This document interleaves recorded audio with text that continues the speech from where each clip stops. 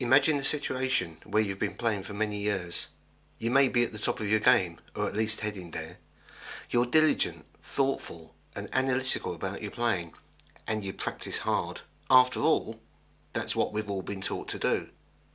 Then one day, you find a niggle in your playing. It might be a note that doesn't speak well, or a problem with a high note, or even a low note.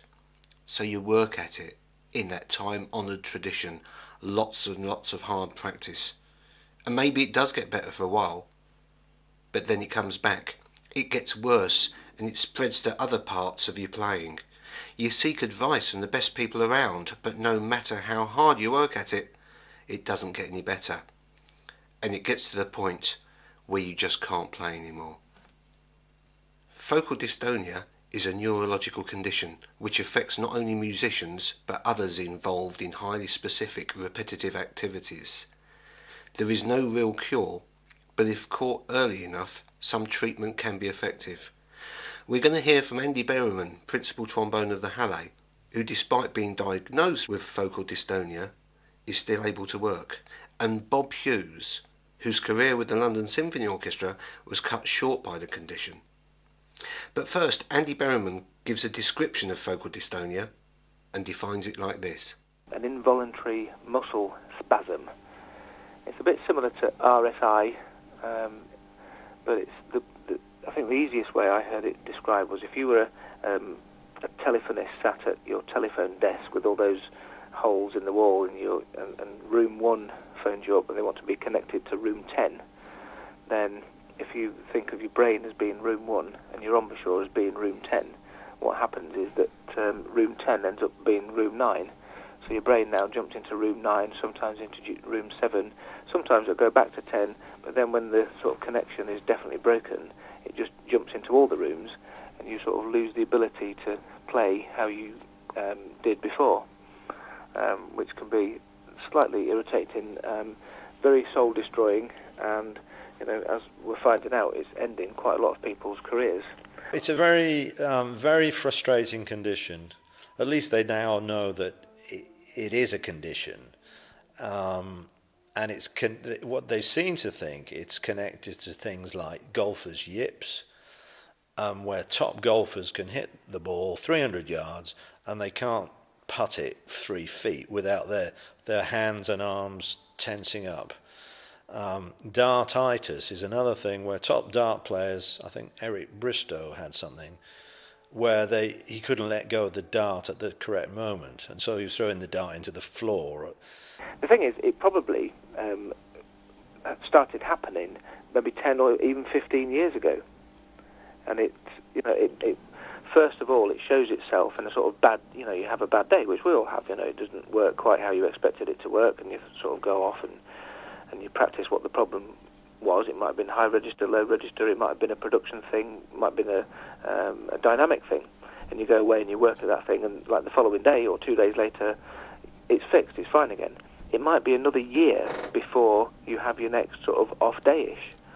So it might have been the same problem as the year before, but you don't really remember it because that was a whole year ago, and it's not until this far down the line that now you've got more pieces of the jigsaw, you can start piecing it all together. So that off day that you had, that was like a warning, if you like. And although the next warning was maybe a whole year away, when you can start to stick it all together, you can see that all these problems were all similar.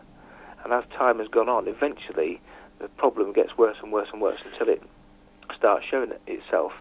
And what you tend to lose is all your extremes. So your high register goes, your low register goes, your loud dynamic goes, your quiet dynamic goes, those sort of areas. And of course, playing in a symphony orchestra or playing solos, actually, playing solos is easier than playing in a symphony orchestra because you're in control of your own dynamics. So you can play sort of as loud and soft as you want to. You're in control of that, and if it's not feeling particularly good, then you just don't play as loud. So, at the time, it feels like your whole career is about to sort of end, which, as I've said, for many people, that has happened. Well, I think I first started experienced difficulties in about early 2002, I think.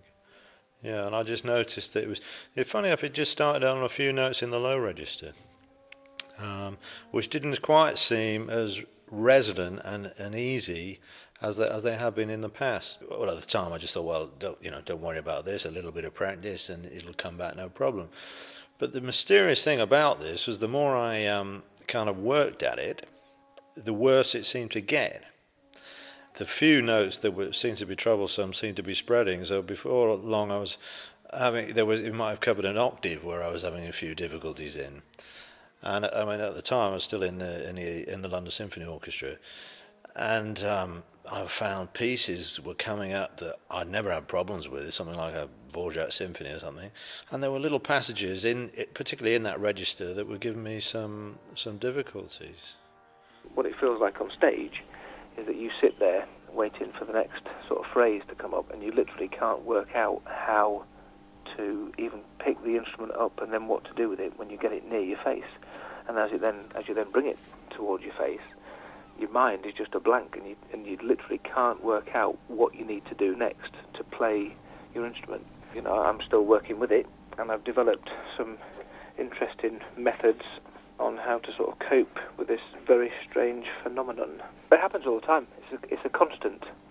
It never ever goes back to feeling how you want it to feel. Quite the opposite.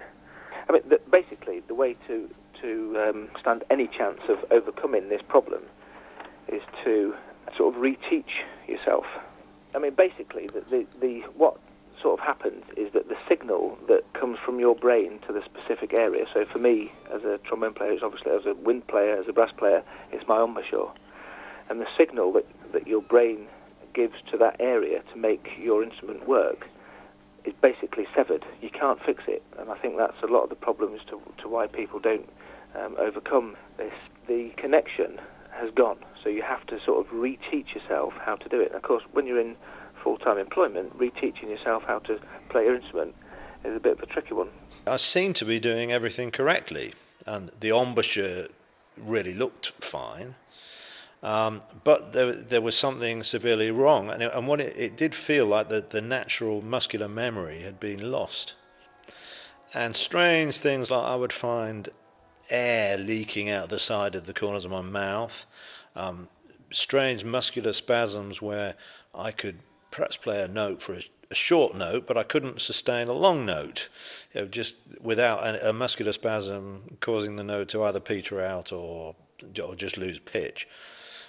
The other sort of little patterns would have been, I'd try and play a note in the middle register and then continue mispitch it from above. So as if the lips were too tight for the pitch I wanted. So there was something like the message between my ears through the brain, through the process of the brain to the muscles in the lips, got confused in there. There was a funny loop of confusion. It was slightly better if I took the tongue out of the articulation. But if you bring the tongue in for good articulation, that of course you need on a brass instrument, that made matters worse. It seemed to tighten things up. The messages from the brain to the lips and the tongue were getting confused. Despite having taught for 20 years and thinking I knew quite a lot about trombone playing, I was unable to fix it myself. Of course, I'm sure that not only does it became psychologically difficult and emotionally difficult. You're trying to cope with it, you're trying to hold down a job in the London Symphony Orchestra, do your best job, don't let your colleagues down, and yet things seem to be getting worse and worse.